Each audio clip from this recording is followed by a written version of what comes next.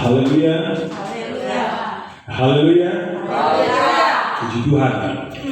Saya percaya pada hari Minggu kemarin saudara yang sudah mendapat ayat firman Tuhan. Kalau saya boleh tahu di antara saudara siapa yang merasa bahwa saudara diberkati dengan ayat yang saudara dapat. Haleluya. Boleh mengatakan kalau saudara merasa ya. Haleluya. Saya percaya berkat firman Tuhan secara pribadi, sebab khotbah itu buat semua, tapi ketika saudara mendapat ayat dalam telur Paskah, itu adalah firman Tuhan yang datang bagi kita semua ya. Dan saya selalu berkata begini, firman Tuhan itu tidak selalu ya, karena selalu orang bilang firman Tuhan itu selalu misalnya menasihati. Firman Tuhan itu banyak ya. Kadang-kadang hari ini firman Tuhan datang mengingatkan, karena kita lupa diingatkan. Tapi kadang-kadang firman Tuhan itu datang karena kita lemah mungkin. Tuhan kuatkan dengan firman Tuhan. Tapi kadang-kadang mungkin kita salah. Ya Tuhan tegur dengan firman Tuhan. Gitu. Atau kadang-kadang kita nggak salah apa, tapi memang kita sedang diproses oleh Tuhan. Kita dapat firman Tuhan yang menguatkan kita sedang menjalani masa proses oleh Tuhan. Jadi firman Tuhan itu saya percaya mungkin sudah pernah saya sampaikan dalam ayat dalam Alkitab, bahwa Alkitab itu kadang-kadang diumpamakan seperti alat atau perkakas tukang, dan itu ada banyak tertulis.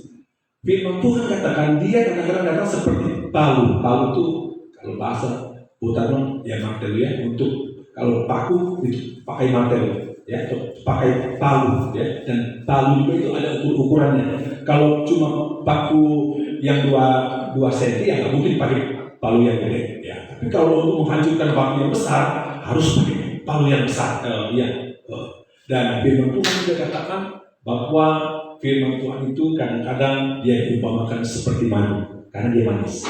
Tapi firman Tuhan katakan juga bahwa firman Tuhan itu juga datang seperti godam, seperti api. Ya, kita tahu kalau udah seperti api itu sifatnya membakar, panas. Nah, firman Tuhan begitu. Sedekatnya seperti api, Pak. Kita kaget.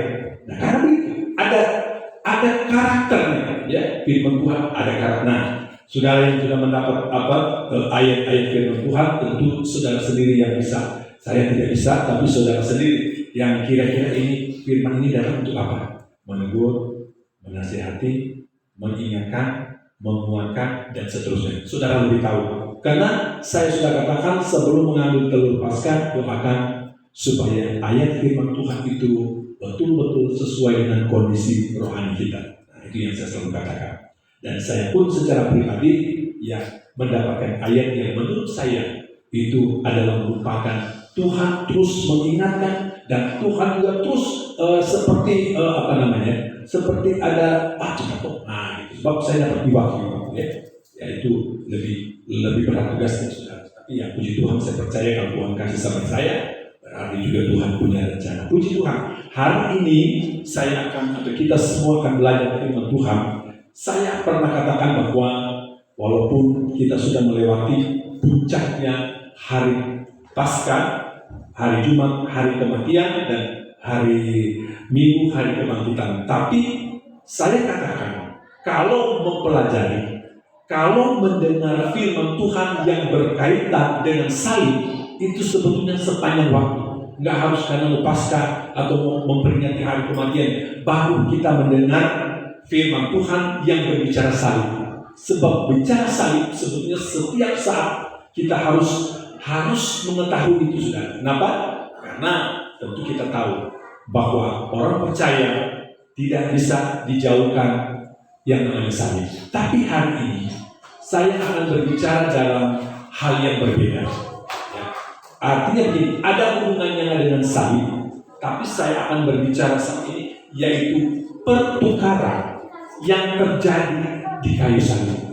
Jadi pada waktu Yesus disalib ada pertukaran di situ, saudara. Pertukaran posisi antara Yesus dan kita umatnya. Jadi ada pertukaran. Haleluya. Boleh ditulis supaya. Nah, saya mulai dengan yang pertama. Yang pertukaran yang pertama kita lihat. Jadi hari ini saya akan berbicara tentang pertukaran yang terjadi di kayu salib. Apa saja?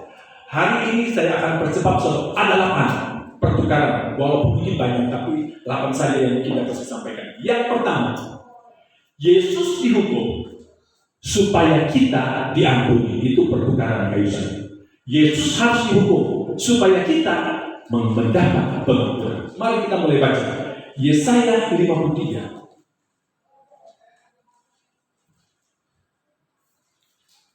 Yesaya 53.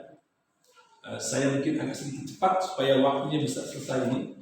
Tidak akan saya tidak akan bersambung lagi, langsung selesai. Yesaya 53 ayat 3 sampai dengan ayatnya yang ke-6. Ini agak panjang. Yesaya 53 ayat 3 sampai dengan 5 saja. Sampai dengan 5. Kita baca bersama-sama ya. Yesaya 53 mulai ayat 3 mulai. Saya lihat dulu. Haleluya. Ya, sudah dapat. 2, 3. Ia dihina dan ditinggalkan orang. Seorang yang berkesesakan dan yang biasa menderita kesakitan. Ia sangat hina sehingga orang membutuhkannya kepada dia, dan bagi kita pun dia tidak masuk ke hitungan. Tetapi sesungguhnya penyakit kita lah yang ditanggung-Nya, dan kesesakan kita lah yang dipikul-Nya. Padahal kita mengira dia kena tulah, dipukul dan ditindas Allah. Tetapi dia tertikam oleh karena pemberontakan kita. Dia dilumpuhkan oleh karena kejahatan kita. Ganjaran yang mendatangkan keselamatan bagi kita ditimpakan kepadanya, dan oleh bilur-bilurnya kita menjadi sembuh. Yang pertama, Yesus dihukum. Yesus menerima hukuman supaya kita yang seharusnya menerima ini, kita mendapat pengampunan. Ini yang saya katakan pertukaran. Yesus menukar itu yang seharusnya kita. Jadi istilah pertukaran begini. Seharusnya kita, sebab ini Yesus dihukum, seharusnya kita yang dihukum. Tapi terjadi pertukaran. Yesus ambil, Yesus terima hukuman itu supaya kita mendapat pengampunan. Luar biasa kalau kita berbicara tentang pertukaran di kayu salib. Artinya begini, tidak pernah ada yang terjadi di dunia ini seperti yang Yesus pernah alami. Tidak pernah, ya. Seringkali bahasa orang tua yang saya suka dengar, saking sayangnya sama anaknya. Ini kalau orang tua ya, saya suka dengar juga. Waduh, lebih baik, apalagi ibu-ibu ya, melihat anaknya. Aduh, lebih baik mama yang sakit daripada misalnya kalau anaknya lagi sakit. Suka begitu ya. Bukankah begitu ibu-ibu? Yang saya suka dengar itu saudara ya. Saya suka dengar itu. Kalau ini, waduh, lebih baik mama yang sakit daripada kamu gitu. Ya, itu saking saking begitu pedulinya, saking begitu sayangnya sama anaknya. Nah, kita melihat di sini sebagaimana yang saya selalu katakan di dalam Injil Yohanes 3 ayat 16, karena begitu besar kasih Allah akan dunia ini sehingga dikaruniakannya anaknya yang tunggal, supaya setiap orang yang percaya kepadanya tidak binasa, melainkan beroleh hidup yang kekal. Ayat ini banyak kali dihotbahkan di waktu Natal. Sebenarnya kalau bicara penebusan itu ada di hari Paskah sebenarnya, seperti yang hari-hari kita rayakan hari ini. Jadi pertukaran di kayu salib, Yesus menerima hukuman supaya kita mendapat pengampunan. Itu yang pertama. Yang kedua, Yesus disakiti supaya kita yang disembuhkan. Amin. Kita lihat dalam 1 Petrus 2 ayat 24. Banyak ayat ini kita akan baca karena ada 8 hal yang kita lihat hari ini. 1 Petrus 2, ada yang sudah baca, mendapat, boleh tolong bantu baca. 1 Petrus 2 ayatnya yang ke-24. 1 Petrus 2 ayatnya yang ke-24. Kalau sudah ada yang lebih dulu mendapat, boleh bantu baca buat kita semua. 1 Petrus 2 ayat 24. Ia sendiri telah memikul dosa kita di dalam tubuhnya di kayu salib, supaya kita yang telah mati terhadap dosa hidup untuk kebenaran. Oleh bilur-bilurnya kamu telah sembuh. Haleluya. Ia sendiri telah memikul dosa kita di dalam tubuhnya di kayu salib, bicara penderitaan, supaya kita yang telah mati terhadap dosa hidup untuk kebenaran. Oleh bilur-bilurnya kamu sembuh. Bilur itu adalah luka-luka Yesus. Oleh luka-luka Yesus supaya kita mendapat kesembuhan. Makanya di dalam pertukaran ini Yesus disakiti, menerima luka-luka supaya kita disembuhkan oleh Yesus. Dan inilah pertukaran yang terjadi. Bagaimana Yesus rela berkorban, Yesus rela disakiti supaya kita memperoleh kesembuhan. Makanya di Petrus dia katakan, oleh bilur-bilurnya kamu menjadi sembuh. Saudara-saudara yang dikasihi Tuhan, saya hari ini tidak banyak berbicara mengenai penderitaan Yesus karena ada banyak hal yang saya harus sampaikan. Tetapi mungkin kita pernah melihat itu dalam sebuah tayangan semacam film gitu ya, bagaimana digambarkan di situ ya, walaupun itu hanya sebagai film, tidak yang sebenarnya.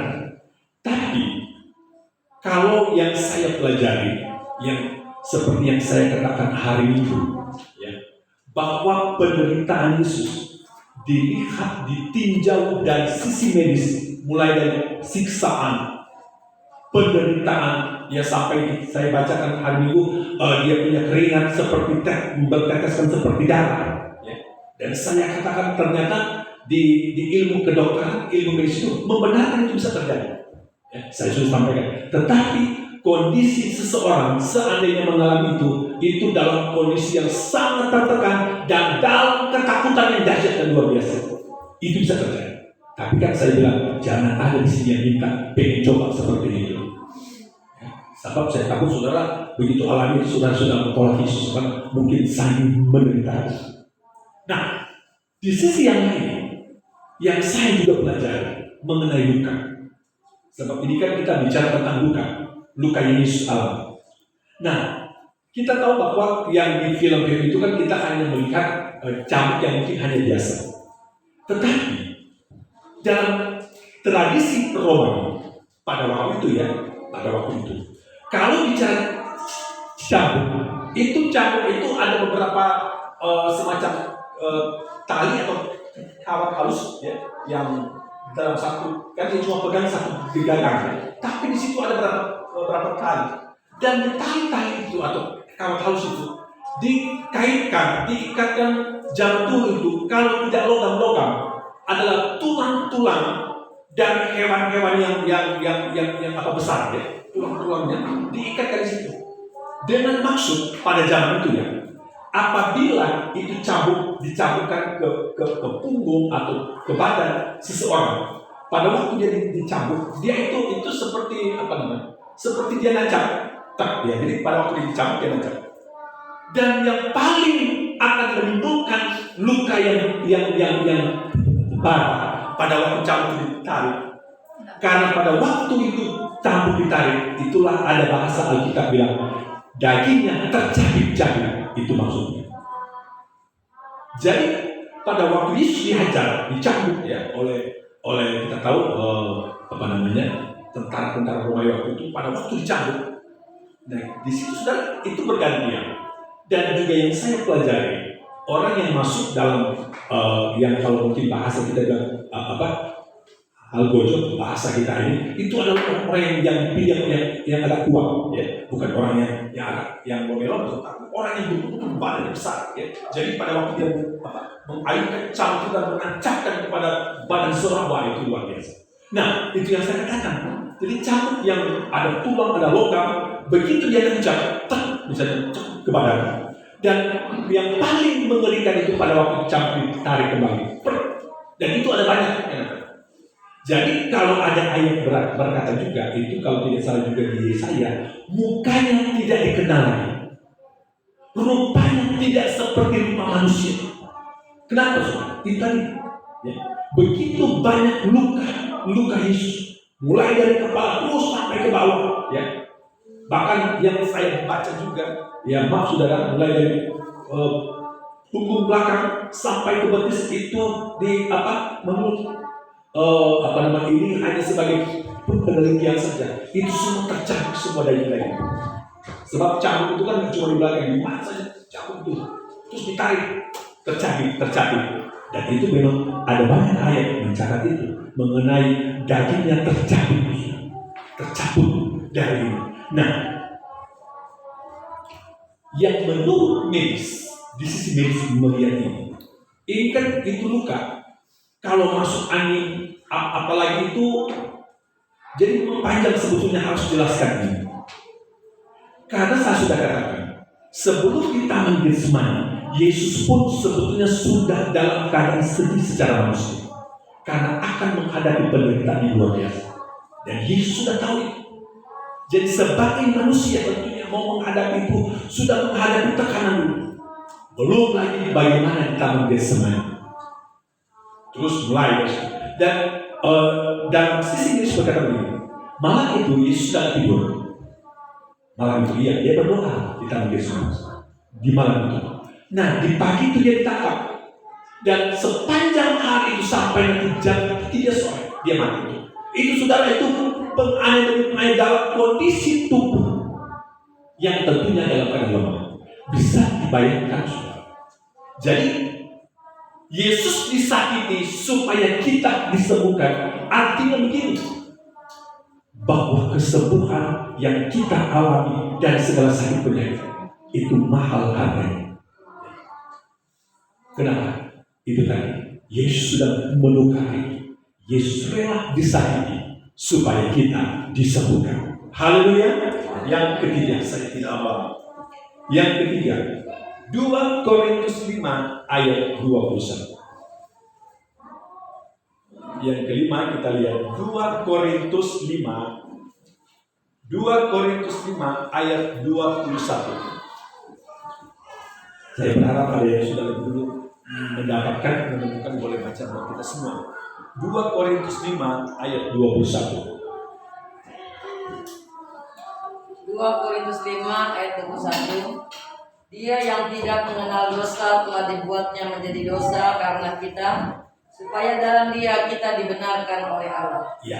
Yang ketiga, Yesus dijadikan dosa oleh dosa kita.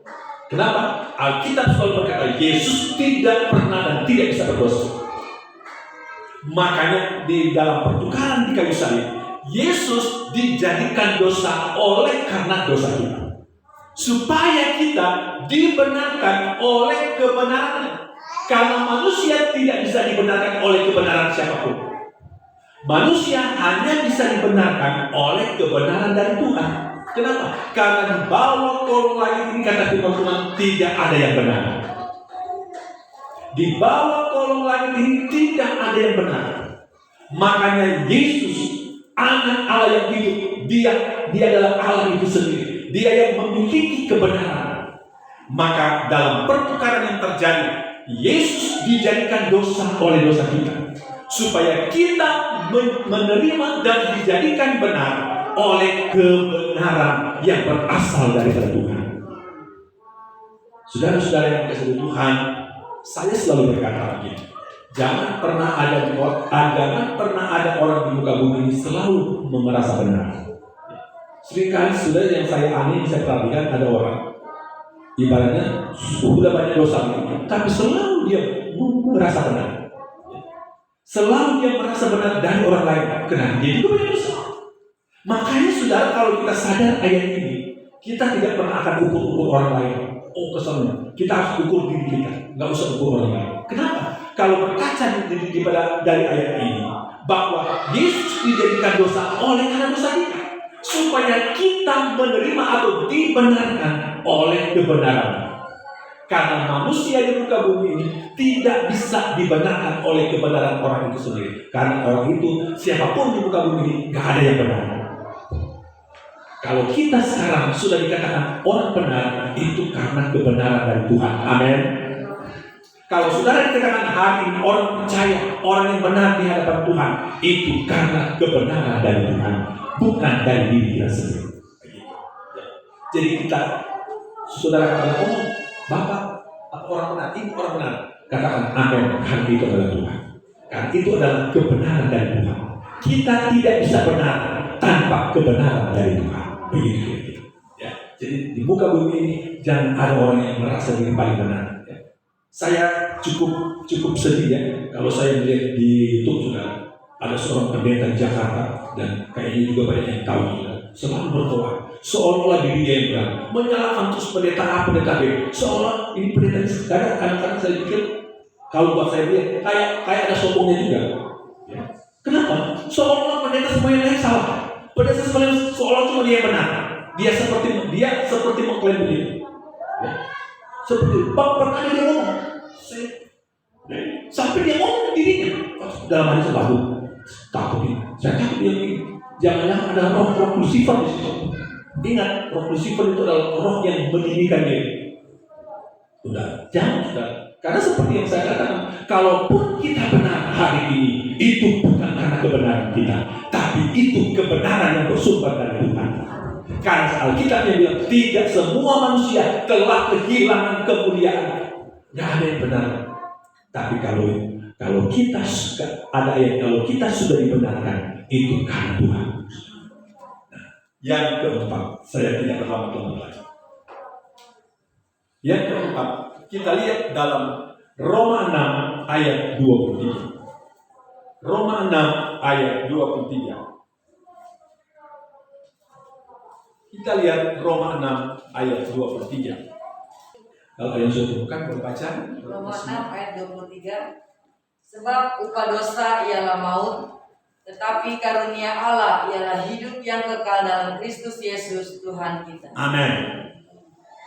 Sebab upah dosa ialah maut, tetapi karunia Allah ialah hidup yang kekal dalam Kristus Yesus Tuhan kita. Saudara-saudara, yang keempat, Yesus menjalani kematian bagi kita supaya kita menerima kehidupannya. Maksudnya begini, aturannya kita ini yang sudah harus menerima kematian karena dosa. Sebab firman Allah berkata, sebab upah dosa adalah maut. Dosa yang kita perbuat selama ini sebetulnya itu akan membawa kita menuju kepada kematian. Tetapi oleh karena Kristus menerima dan rela mati untuk kita, maka firman Allah berkata supaya kita menerima kehidupannya, yang kita kenal dengan kuasa kebangkitan Tuhan mendatangkan kehidupan bagi setiap kita orang yang percaya kepada. Minggu yang lalu kita baca dalam Filipi bagaimana tentang kuasa kebangkitan Yesus. Kita ada hari ini karena kuasa kebangkitan Yesus. Jadi pertukaran yang terjadi, Yesus menjalani kematian, Yesus menanggung kematian kita, supaya kita menerima kehidupan daripadanya. Artinya, kalau kita sampai hari ini kita boleh ada, karena itu adalah kehidupan yang diberikan oleh Tuhan kepada kita. Makanya saudara, mari kita juga harus menggunakan waktu yang ada, hari ada, dan kesempatan yang ada. Karena kalaupun kita hidup sampai hari ini, karena Yesus sudah menebus kita, Yesus sudah rela mati untuk kita. Nah, itu yang keempat. Kita masuk yang kelima. Saya agak sedikit cepat. Yang kelima, kita buka dalam 2 Korintus pasal 8 ayatnya yang ke-9. 2 Korintus pasalnya yang ke-8 ayat 9.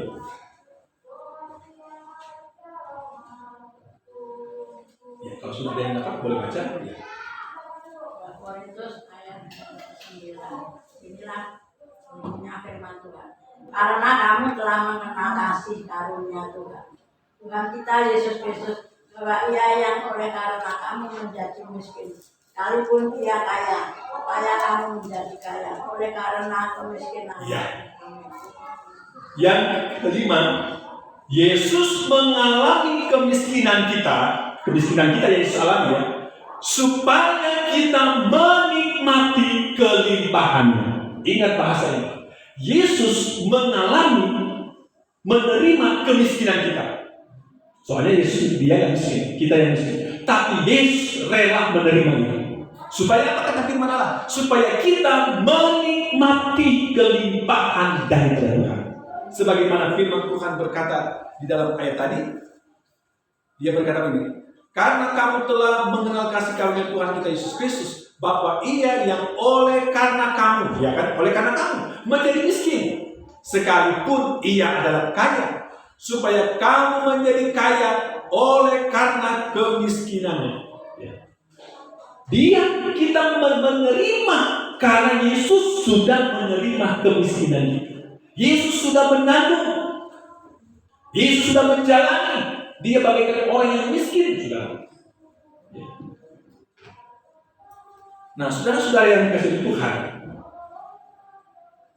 penderitaan yang Yesus alami secara sebagai manusia itu sangat luar biasa. Dan seperti yang saya katakan, bahwa terjadi pertukaran di kayu salib. Terjadi pertukaran. Kalau saya boleh katakan, ini bahasa dunia ya. Pertukaran yang terjadi adalah pertukaran yang tidak seimbang. Karena biasanya begini, kalau misalnya pakai bahasa dagang, orang kalau bertukaran sesuatu, itu nilainya minimal hampir sama, walaupun nggak persis, tapi minimal hampir sama. Barang ini, tukar barang ini mungkin karena ini sudah ada banyak, ini yang kalau butuh, tapi dia butuh barang ini. Bertukarlah mereka, tukaran barang. Tapi nilainya biasanya kalau ditukar itu nggak beda-beda jauh. Tapi kalau pertukaran di kayu salib, ini saya mau katakan pertukaran yang tidak enak ditukar dengan yang enak. Pertukaran yang nggak baik ditukar dengan yang baik. Itu yang terjadi. Artinya pertukaran yang sepertinya tidak seimbang. Tapi inilah yang Yesus harus lakukan. Demi apa? Demi menyelamatkan saya dan saudara. Nah, kita lihat bagian yang ke-6. Bagian yang ke-6, mari kita baca di dalam Injil Matius pasal 27. Injil Matius pasalnya yang ke-27. Saya mulai baca dalam ayatnya, atau mari kita sama-sama ya, karena ini ya agak sedikit panjang, tapi memang harus dibaca sebab kita akan menemukan semua di situ. Injil Matius 27. Injil Matius 27. Kita akan bersama-sama mulai baca ayat 35 sampai ayat 44. Ini panjang memang. Tapi memang di ayat-ayat semua ini tercatat semua apa yang nanti akan saya sampaikan. Injil Matius 27 mulai ayatnya yang ke-35. Kita semua bersama-sama ya. Dalam hitungan yang ketiga kita baca bersama-sama. 2, 3. Sesudah menyalibkan Dia, mereka membagi-bagikan pakaian dengan untuk kuning. Lalu mereka duduk di situ menjaganya. Dan di atas kepalanya terpasang tulisan yang menyebut alasan mengapa Ia dihukum. Inilah Yesus, Raja orang Yahudi. Bersama dengan Dia disalibkan 2 orang penyambut, seorang di sebelah kanan dan seorang di sebelah kirinya. Semua membaca ya bersama ayat 38. Bersama dengan Dia disalibkan 2 orang penyambut, seorang di sebelah kanan dan seorang di sebelah kiri. 39. Orang-orang yang lewat di sana memuja Dia sambil menggelengkan kepala. Mereka berkata, "Hai engkau yang menemukan bait suci dan mau membangunnya kembali dalam 3 hari, selamatkanlah dirimu jikalau engkau anak Allah. Turunlah dari salib itu." Demikian juga imam-imam kepala bersama ahli-ahli Taurat dan tua-tua mengolok-olokkan dia, dan mereka berkata, orang lain ia selamatkan, tetapi dirinya sendiri ia tidak dapat selamatkan. Ia Raja Israel, baiklah ia turun dari salib itu, dan kami akan percaya kepadanya. Ia menaruh harapannya pada Allah. Baiklah Allah menyelamatkan dia, jikalau Allah berkenan kepadanya, karena ia telah berkata, aku adalah anak Allah. Bahkan penyamun-penyamun yang disalibkan bersama-sama dengan dia mencelahnya demikian juga.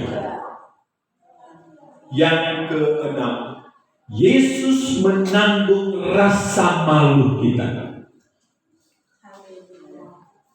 Satu hal yang saya sudah juga kemukakan sedikit hari ini, bahwa tentang 3 penghukuman yang diberlakukan pada waktu itu.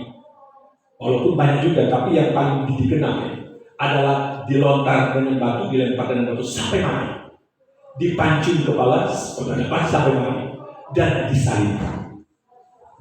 Tetapi dari 3 hukuman yang disebut dianggap bahkan mendapat julukan hukuman yang sangat brutal adalah disalib. Karena sebelum seseorang itu disalib seperti Yesus, itu harus melewati penganiayaan. Dan seperti yang Yesus alami, bukan hanya penganiayaan, tapi olok-olokan.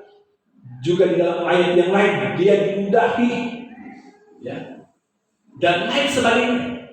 Artinya Yesus mendapat perlakuan yang begitu, ya, secara manusia kalau kita katakan sangat malu, ya. Dan di situ dikatakan dia pada waktu dia disalib orang lewat dalam, itu raja orang Yahudi katanya. Kalau dia hebat turun dong, mendapat ejekan, mendapat olokan, dan itu sifatnya memalukan sekali. Ini kita bicara hubungan sebagai manusia, ya.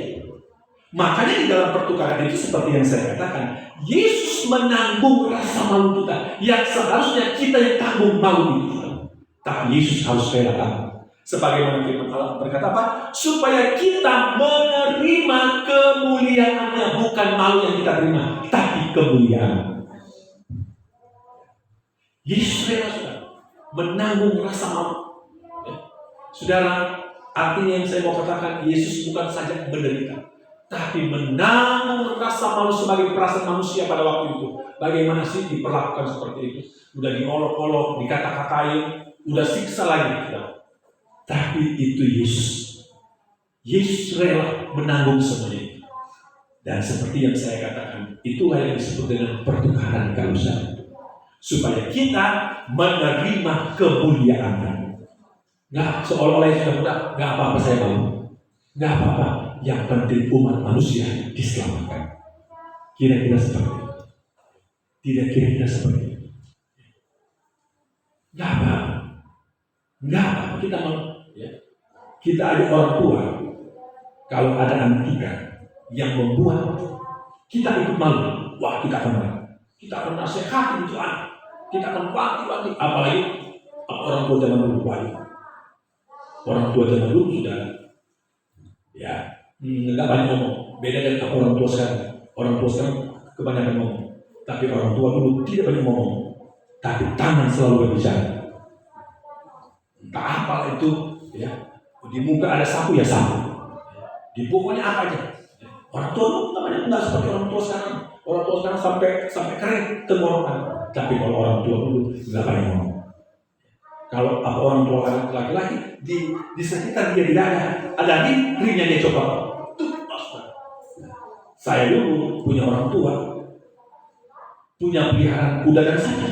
Ada pecut saudara. Aduh saudara, kalau udah dia pecut, waduh saudara. Belum nyampe ke kaki, kekerasannya udah teriak keluar saudara. Belum nyampe, baru lihat pecut. Karena orang tua saya piara sapi piara kuda, jadi selalu punya pecut saudara. Kalau pecut itu saudara, memang nggak akan sampai patah ke tulang, tapi sakitnya itu saudara. Ya. Wah luar biasa saudara. Nah, saudara-saudara yang saya kasih dalam Tuhan, Yesus menanggung malu. supaya kita menerima kemuliaan Tuhan. Nah, saudara-saudara, yang ketujuh, saya akan percepat sedikit. Yang ketujuh, kita masih dalam Injil Matius pasal 27, tapi kita lihat ayatnya yang ke-46.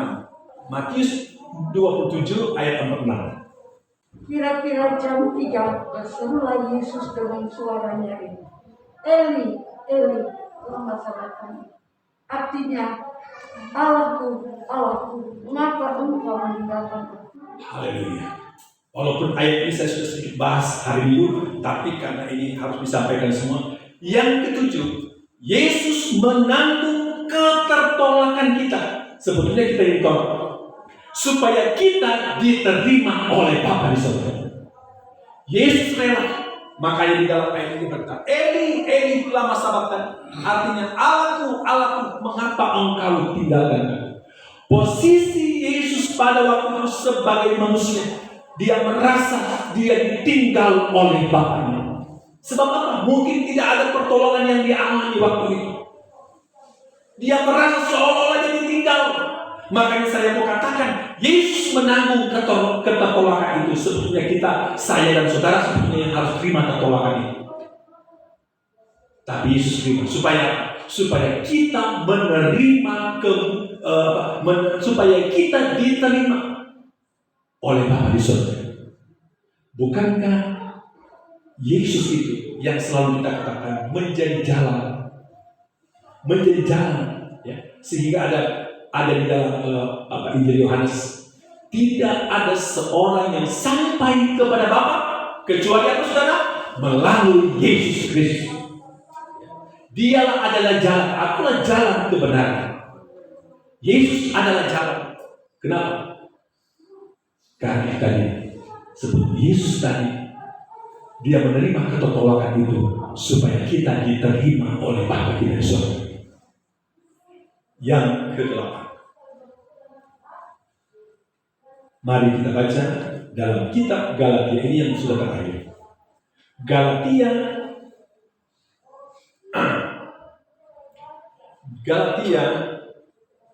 pasalnya yang ketiga,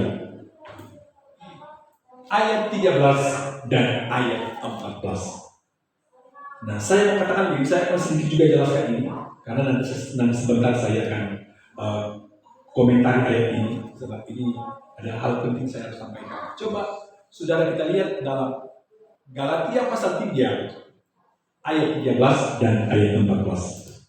Siapa yang sudah temukan boleh bantu baca buat kita semua.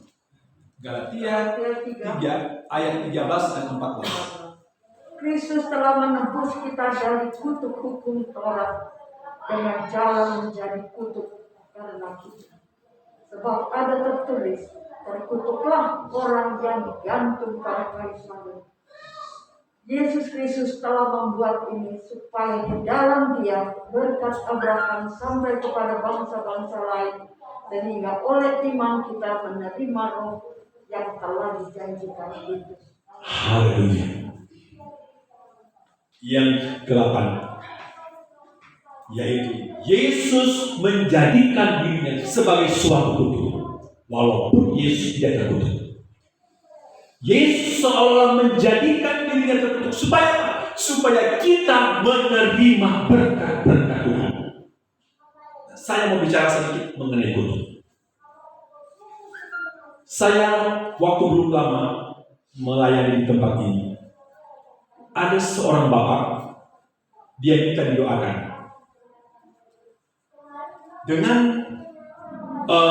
dengan satu alasan. Dia berkata begini, soalnya begini Pak Pendeta, mungkin saja ibu saya, mama saya, atau yang keturunan kesananya, dia sebut, mungkin pernah mengutuk. Nah, banyak orang sangat takut ini. Saya harus jelaskan sendiri. Banyak orang takut sekali kalau mendengar ada ucapan kutuk dan ditujukan kepadanya. Orang paling takut. Tapi Tapi hari ini saya mau bicara tentang firman Allah.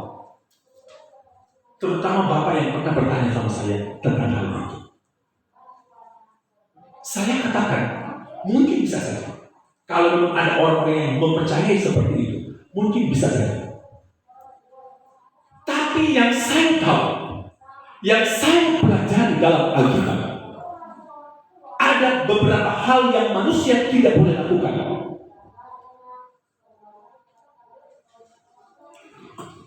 Menghakimi manusia tidak boleh, dan ada ayatnya. Bersumpah, manusia nggak boleh bersumpah. Dan kita bersyukur kepada Tuhan di negara kita dalam pelantikan pejabat, khususnya kita warga Nasrani, sudah tidak lagi mengucapkan kata sumpah, tapi saya berjanji. Karena menyangkut firman Allah itu, menyangkut iman kita. Jadi kalau ada yang berkata aku bersumpah, ya itu sesuai dengan apa yang dia imani. Sebab iman kita tidak boleh. Sekali lagi, nanti ada satu saat saya bicara khusus 3 hal itu. Tidak boleh menghakimi, tidak boleh bersumpah, itu dia tidak boleh. Dan yang ketiga, tidak boleh mengutuk. Manusia tidak dikasih hak oleh Tuhan untuk mengutuk. Mungkin ada orang Kristen yang nggak tahu itu, sehingga begitu dia mendengar ada orang yang kutuk, wah dia ketakutan. Saya jelaskan kepada bapaknya, ini sudah sangat lama, tapi saya ingat itu.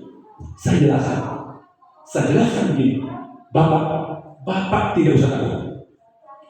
Karena Yesus sudah menanggung segala kutuk-kutuk kita di atas kemuncak Yordan. Kalau toh pernah itu terjadi, karena mungkin kepercayaan, karena mungkin adat istiadat, bisa saja itu pernah. Tapi saya katakan, Yesus sudah menanggung semua kutuk-kutuk itu. Dan seperti yang saya katakan, manusia tidak diberi hak oleh Tuhan untuk mengucapkan kata-kata kutuk. Enggak diberi kewenangan oleh Tuhan. Jadi kalau seperti yang saudara pernah dengar, oh begini kamu, ingat, kita orang percaya tidak dikasih mandat Tuhan untuk hal itu. Makanya saudara, kita harus lihat Kejadian 12. Siapa yang mengutuk, kata Tuhan apa? Nah, makanya kan, sebab kita tidak diberi kewenangan, tidak diberi kewenangan oleh Tuhan untuk melakukan itu. Nah, balik lagi ke ayat ini. Yesus menjadi suatu kutuk, menanggung kutuk itu, supaya kita menerima berkat, bukan kutuk. Sekali lagi, kita menerima bukan menerima kutuk, tapi kita menerima berkat. Kalau dalam kehidupan saudara ada sesuatu hal yang menurut saudara, jangan pernah saudara berkata, wah jangan saya harus sudah dikutuk atau tidak. Karena kutuk itu sudah ditanggung oleh Yesus. Dan saya tidak pernah takut ada orang yang mengucapkan misalnya kata-kata ditujukan ke saya, dan saya tidak akan menjadi lemah iman saya cuma gara-gara ucapan itu. Karena saya tahu firman. Saya tahu firman bahwa manusia tidak diberi mandat oleh Tuhan untuk mengutuk. Dan memang tidak boleh. Dan juga menurut iman saya, segala kutuk sudah ditanggung oleh Yesus. Dan kita menerima berkat dari Tuhan. Sebab itu, hari ini saya mau katakan, rugi kalau kita tidak memiliki Yesus. Rugi kalau kita tidak mengalami Yesus dalam hidup pribadi kita. Sebab itu mari, dalam pengiringan kita kepada Tuhan, alamilah selalu Yesus dalam hidup kita, supaya kita akan alami semuanya. Yesus dihukum supaya kita diampuni. Yesus disakiti supaya kita disembuhkan. Yesus dijadikan dosa oleh dosa kita supaya kita dijadikan benar oleh kebenarannya. Yesus menjalani kematian bagi kita supaya kita menerima kehidupannya. Yesus mengalami kemiskinan kita supaya kita menerima kelimpahan daripadanya. Dan Yesus menanggung rasa malu kita supaya kita menerima kemuliaannya. Yesus menanggung ketertolakan kita supaya kita diterima oleh Bapa. Yesus menjadikan suatu kutuk supaya kita menerima berkat. Sebab itu saudara, mari hari ini dengan apa yang kita dengar hari ini, pertukaran di kayu salib, kita semakin sadar ini Kita semakin kenal diri kita di siapa. Gak ada yang perlu kita banggakan kepada Tuhan. Sebab kita boleh ada karena terjadi pertukaran di kayu salib. Kita mengalami berkat Tuhan karena pertukaran di kayu salib. Kita menjadi orang-orang yang dibenarkan karena ada pertukaran di kayu salib. Terima kasih Tuhan.